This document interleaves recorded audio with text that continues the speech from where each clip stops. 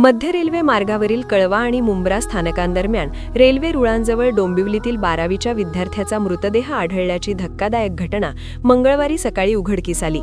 सोहम कठरे असे मृत विद्यार्थ्याचे नाव असून रेल्वे गाडीतील प्रचंड गर्दीमुळे तोल जाऊन तो खाली पडल्याचा प्राथमिक अंदाज व्यक्त केला जात आहे। या घटनेमुळे परिसरात हळहळ व्यक्त होत असून प्रवासी संघटनांनी बुधवारी काळे कपडे किंवा काळी मुखपट्टी लावून निषेध नोंदवण्याचे आवाहन केले आहे। सोहम कठरे हा न्यू कळवा महाविद्यालयात विज्ञान शाखेत 12वीचे शिक्षण घेत होता। त्याचे वडील कळवा येथे सराफाचे दुकान चालवतात। गेल्या महिन्याभरापासून कुटुंब डोंबिवली येथील आजदेगाव परिसरात वास्तव्यास होते। 12वीच्या परीक्षेसाठी तो डोंबिवलीहून कळवा येथील मनीषा विद्यालयातील परीक्षा केंद्राकडे निघाला होता। कळवा आणि मुंब्रा स्थानकांदरम्यान तो रेल्वे रुळांजवळ जखमी अवस्थेत आढळून आला।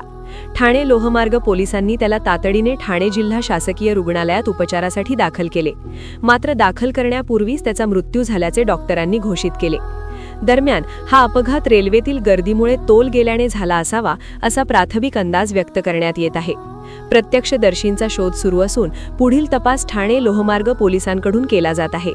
या घटनेनंतर रेल्वे प्रवाशांमध्ये संतापाची लाट उसळली आहे। मुंबई रेल प्रवासी संघाचे सिद्धेश देसाई यांनी प्रवाशांनी स्वतःच्या सुरक्षिततेसाठी एकत्र येऊन आवाज उठवण्याचे आवाहन केले आहे। कोणताही नेता किंवा लोकप्रतिनिधी प्रवाशांच्या प्रश्नांसाठी ठोस पावले उचलत नसल्याची खंत त्यांनी व्यक्त केली। कळवा व डोंबिवली स्थानकांदरम्यान प्रवास करणे दिवसेंदिवस धोकादायक होत असल्याचे स्थानिक नागरिकांचे म्हणणे आहे। विद्यार्थ्यांसाठी स्वतंत्र बोगीची व्यवस्था करावी किंवा त्यांच्या वास्तव्यास जवळील परीक्षा केंद्र उपलब्ध करून द्यावे अशी मागणी ॲडव्होकेट सुशांत सूर्यराव यांनी केली आहे।